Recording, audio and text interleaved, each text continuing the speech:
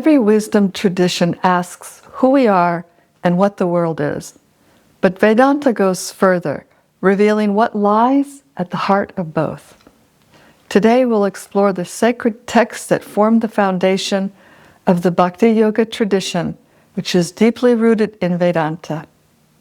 Those familiar with Indian systems will know Vedanta to be a foundational stream of thought and one of the central philosophical systems. It asks the big questions about consciousness, reality, and what ultimately matters, asking and answering the questions about who we truly are, what this world is, and what lies at the deepest ground of life itself. Because Vedanta takes the Upanishads, Bhagavad Gita, and Brahma Sutras, and for Bhakti Vedanta, the Srimad Bhagavatam, as its foundation, it positions itself as addressing the culmination of inquiry rather than preliminary or practical questions alone. This gives it a reputation for gravity and depth. The word Vedanta refers to the massive body of ancient texts that includes the Vedas, Upanishads, Vedanta Sutras, Bhagavad Gita, Puranas, and Itihasas. This entire body of work is known as Vedanta, which means the end of all knowledge, or the deepest meaning, or the ultimate purport, or the secret principle. In other words, Vedanta is a special knowledge. It refers to the oldest and largest scriptural canon of any world tradition, both in volume and thematic spiritual scope. Without even counting the hundreds of commentaries and supplementary texts on the core ones, and the later Bhakti texts, which are enormous in their own right, there are more than 500,000 verses. Try to wrap your head around that. Compare this to 31,000 verses in the Old and New Testament of the Bible, 6,200 verses in the Quran, between 30 to 60,000 verses in the Buddhist Pali Canon, and much less in the Greek and Roman canons. This is just to give us an idea of the vastness of the texts, which means it requires some study to understand. Vedanta is unique because it's thematically unified and combines philosophy, theology, ritual, ethics, cosmology, yoga practice, and personal transformation, devotional narratives, and sacred history on a scale unmatched by any other, showing that bhakti isn't just an emotional path, but a comprehensive spiritual science. Vedanta texts are accepted by many around the world as the import of India's metaphysical knowledge, and a number of Western scientists and philosophers considered the Vedantic text the world's richest vein to mine in pursuit of discovering the nature of consciousness, that hard problem of science. The tradition itself says that the Vedanta corpus is revealed knowledge, therefore it's beyond human defects and mistakes. It seeks the absolute truth, going beyond rituals and temporary goals. It distinguishes between the temporary and eternal, matter and spirit, illusion and truth. And it concludes that ultimate reality is non-dual, manifesting as both personal and impersonal features. Vedanta reaches the heart of human life and turns our preoccupation away from matter to the desirable goal of claiming the self and connecting with our source. This message resonates with many in the modern world who feel something is missing. Even after they experience success, stimulation, or self-expression, Vedanta tells us that what we're really looking for is the self. And through bhakti, the self finds its beloved. For those interested in learning what's more to life than what meets the eye, the Vedanta texts are the most comprehensive study of the difference between matter and spirit and how to free oneself from ignorance. Over thousands of years, the sages, seers, and mystics who followed the principles and practices of Vedanta developed functional methodologies for consciousness, or the self. to end its suffering, experience the self and its source, and attain its inherently joyful freedom. Let's do a quick scan of the major categories of texts. Vedas, Rig, Sama, Atharva, and Yajur, Upanishads, Vedanta Sutras, Bhagavad Gita, Puranas, and Itihasas. Originally there was one Veda, and its complex philosophical and theological knowledge was passed orally from teacher to student, which demanded that a student have knowledge of grammar, etymology, phonetics, logic, rituals, and many sciences such as sociology, politics, mathematics, cosmology, astronomy, astrology, economics, aesthetics, and then you had Ayurveda and other sciences. In other words, students were gifted polymaths, and they were also required to master memorization and recall. If a student forgot even one verse, the valuable jewel of conclusive truth mined from the Vedic wisdom would be unavailable, and thus the complete body of knowledge could gradually disappear. This was because the texts were esoteric and cryptic. Each verse unfolded layers of meaning and connection between the whole.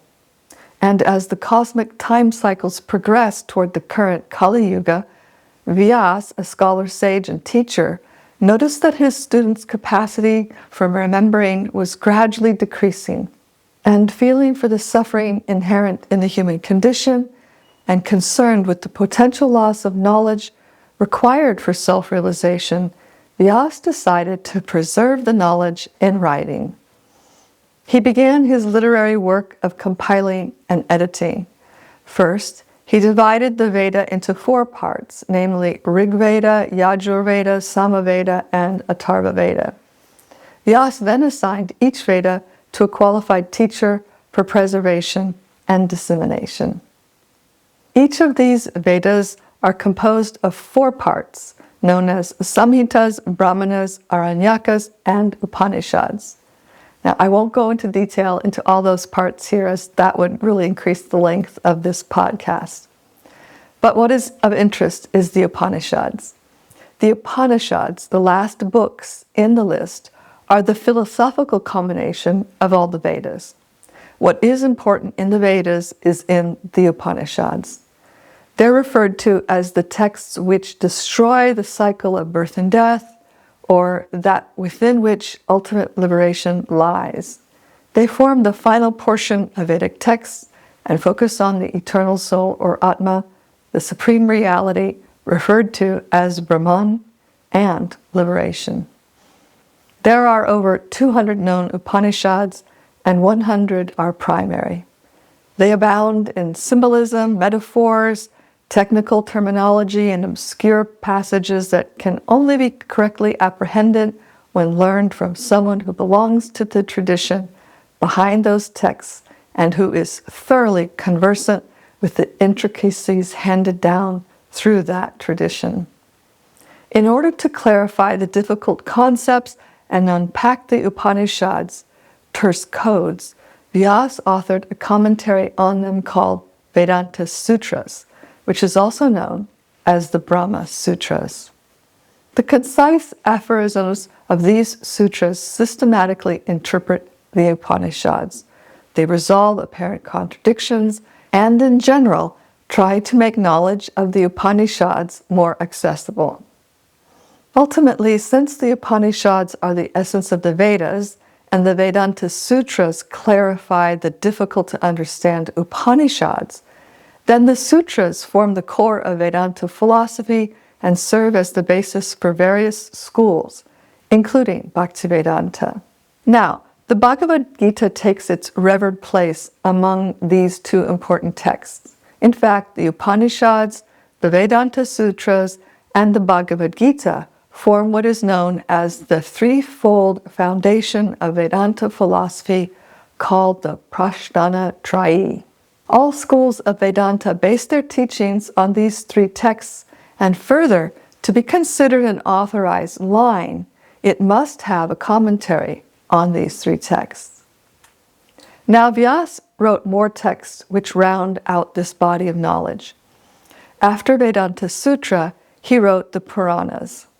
The Puranas are a vast narrative text that convey philosophy and theology through history, cosmology, moral stories, anecdotes, and metaphors. Of the 18 major Puranas, the Bhagavat Purana, also known as the Srimad Bhagavatam, is considered the crown jewel or the great Purana. In fact, other Puranas glorify the Bhagavat Purana as the essence of all Puranas. And it has a special place among all the Puranas because it not only covers the standard Puranic topics, but adds another 5, revealing the full scope of cosmic and spiritual knowledge. Though a few other Puranas touch a little on some of the 10 subjects characteristic of a major Purana, only the Srimad Bhagavatam is known to present all 10 topics explicitly, systematically, and in full theological depth. From its first verses, it calls the soul to turn its attention to finding the absolute truth, saying that this is the prime responsibility of human life. It's spoken by Shukadeva Goswami, a fully liberated soul, giving the text unparalleled authority.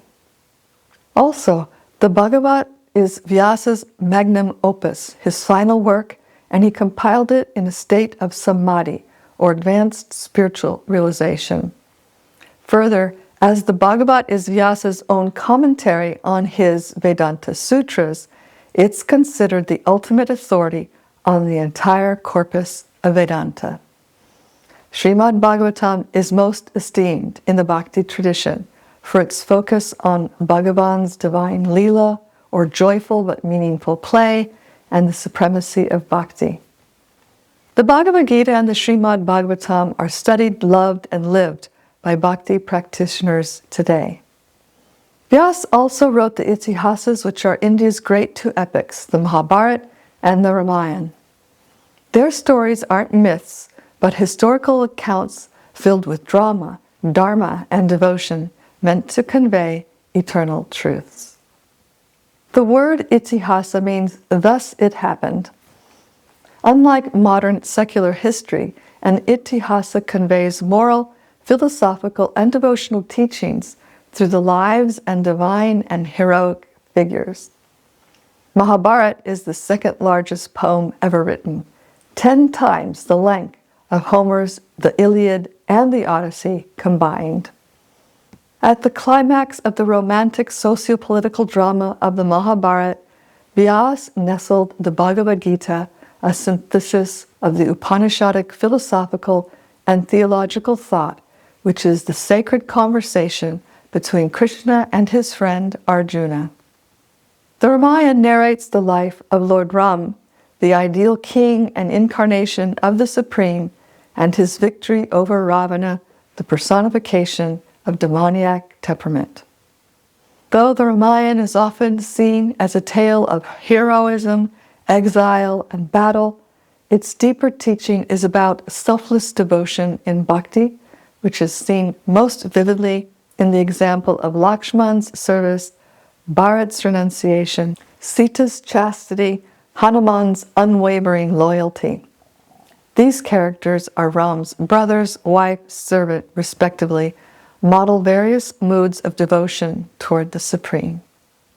Both epics embody the principles of bhakti, dharma, and divine incarnations. With the Itihasas, we reach the end of Vyasa's phenomenal literary contribution to the world. And when we look closely at his work, we find that bhakti is the primary theme, which he made clear in the Srimad Bhagavatam, his magnum opus. Our brief overview today just scratches the surface of a vast and luminous tradition and the wisdom contained in these texts. In an upcoming episode, I'll be going into more depth about the Bhagavad Gita and Srimad Bhagavatam, which are the core texts of bhakti. Thank you for walking with me through a textual tradition that spans thousands of years and continues to illuminate the path of bhakti today. If you found today's content illuminating, leave a comment, share the light, and don't forget to subscribe for more spiritual deep dives. Until then, chant, reflect, and walk the path of love. Sarve Jana Bhagavata Sharanam Yantu Tasmin Sharane Eva Mangalasya Purnata. May all beings gently move toward the shelter of Bhagavan. In that shelter alone, auspiciousness finds its fullness.